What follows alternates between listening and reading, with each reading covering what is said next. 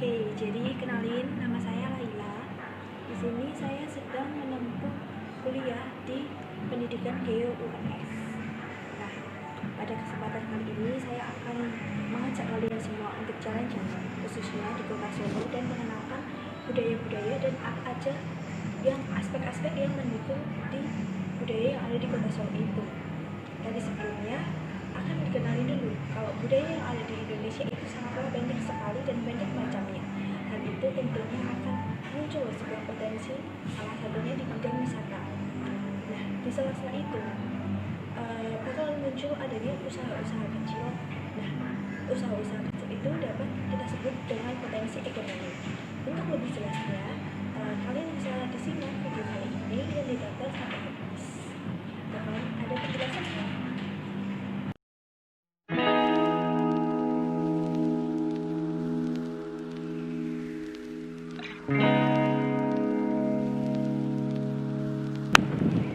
Nah, buat teman-teman, jadi di sini aku udah sampai di salah satu pusat Kota Solo yang kental akan budayanya. Nah, di sini aku bakal tunjukin ke kalian tentang salah satu tempat yang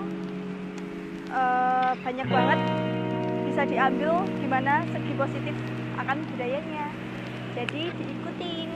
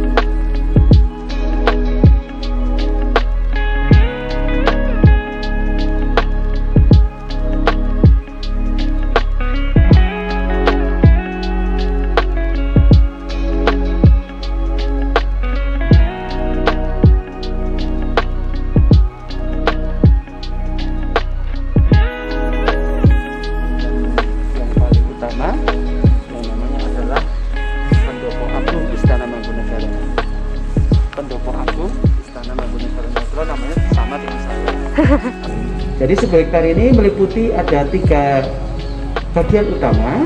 Yang pertama ring 1 itu adalah kawasan di mana beliau Sri Paduka Mangkunegara bersama permaisuri putra putrinya tinggal. Ada di dalam sini. Bedanya ring 1. Ring 2 itu adalah para pembantu di sini. Pembantu itu abdi dalam yang bertugas pada fungsi dan tugas pokoknya.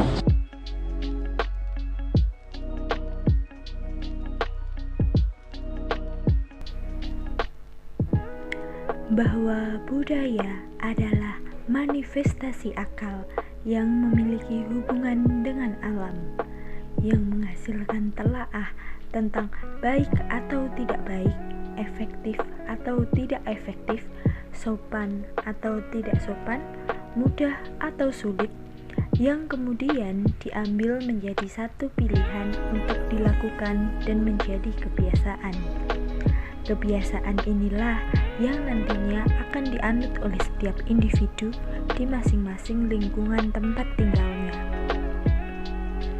Nah, bangunan ini sudah ada sejak tahun 1804 dan banyak sekali bangunan yang masih awet. Juga banyaknya kegiatan akan kebudayaan yang dilaksanakan di sini. Contohnya yaitu gamelan, wayang, dan lain sebagainya. Di dalamnya juga ada penduduk atau semacam desa yang memang sudah ada di sana sebagai abdi dalam. Sudah sepantasnya kita menjaga tempat ini supaya kebudayaan khususnya yang ada di wilayah Solo tidak akan punah.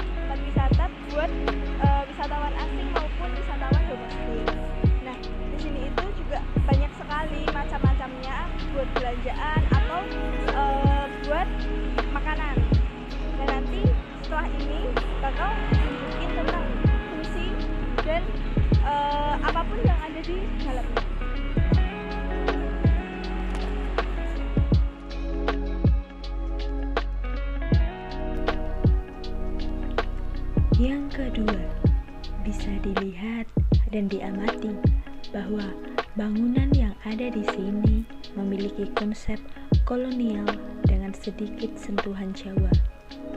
Di sini banyak sekali macam kebutuhan dan juga banyaknya etnis yang datang di sini untuk memenuhi kebutuhannya.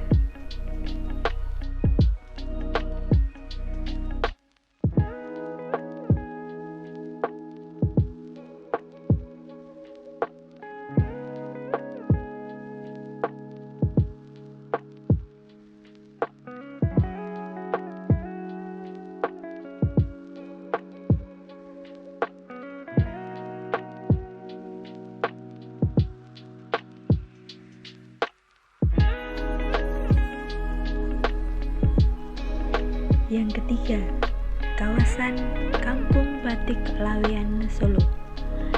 Kawasan ini memang sengaja disediakan oleh Pemkot Kota Solo untuk mengundang wisatawan asing maupun wisatawan domestik untuk melihat dan tentunya mengenalkan batik. Batik adalah seni lukis di atas kain dengan metode yang khas zaman dahulunya hanya digunakan oleh kalangan bangsawan. Batik yang sempat tenggelam lewat usaha semua pihak saat ini bisa menjadi kesenian yang menjanjikan.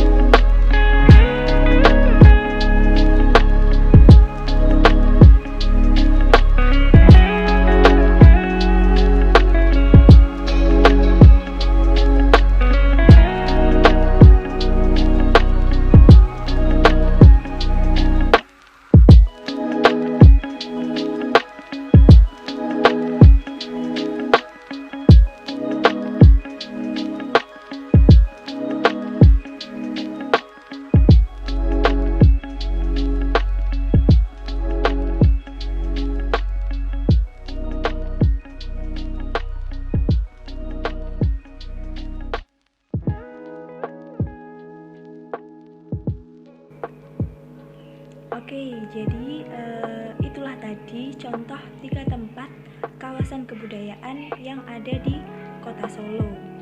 Nah, lanjut ke fenomena alam dengan akal manusia itu sebetulnya memiliki hubungan. Hubungan itu nantinya akan menghasilkan kebudayaan di setiap wilayahnya masing-masing. Sama halnya dengan geobudaya. Geobudaya juga menelaah tentang tingkah laku manusia yang ditimbulkan dengan adanya usaha-usaha pemanfaatan lingkungan alam yang ada di sekelilingnya. Nah, dengan demikian posisi geobudaya itu ada di tengah-tengah kajian fisik dan kajian sosial. Oke, jadi mengapa fenomena alam dengan akal manusia itu memiliki suatu bentuk kebudayaan atau bisa menghasilkan kebudayaan, dan apa saja hal-hal yang membuatnya demikian? Jadi hal-hal yang membuatnya demikian itu adalah satu, iklim. Iklim mampu mengubah pola kehidupan manusia. Jadi dimanapun manusia itu tinggal, pasti dia akan menyesuaikan iklim yang ada di tempat tinggalnya itu. Yang kedua yaitu ketinggian tempat.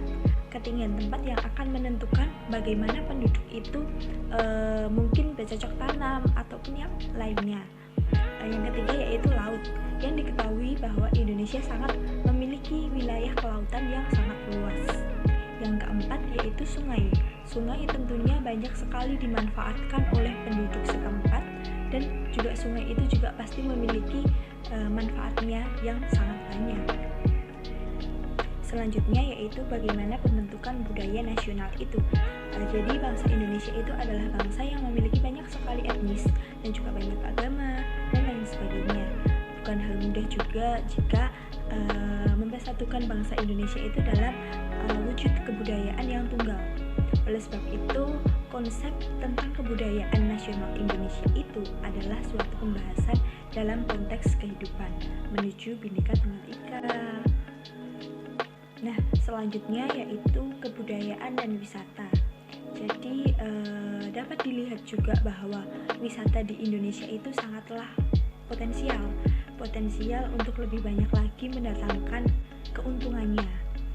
Sedangkan di segi ekonomi yang dikaitkan dengan budaya sama saja akan mempertahankan budaya yang ada di wilayah itu. Jadi yang nantinya paling diingat oleh wisatawan asing maupun domestik bukan hanya keindahan tempat, tetapi juga ilmu, pengalaman, dan juga penduduk setempat yang ada di sana. Oke, jadi kita sebagai bangsa Indonesia sudah sepantasnya kita untuk saling menjaga keindahan alam dan juga kebudayaan kita. Nah, itu tadi penjelasan saya tentang bagaimana kebudayaan itu bisa menjadi potensi wisata, potensi ekonomi, dan kaitannya dengan penduduk setempat. Sekian penjelasan saya. Jika banyak kata yang salah, saya mohon maaf.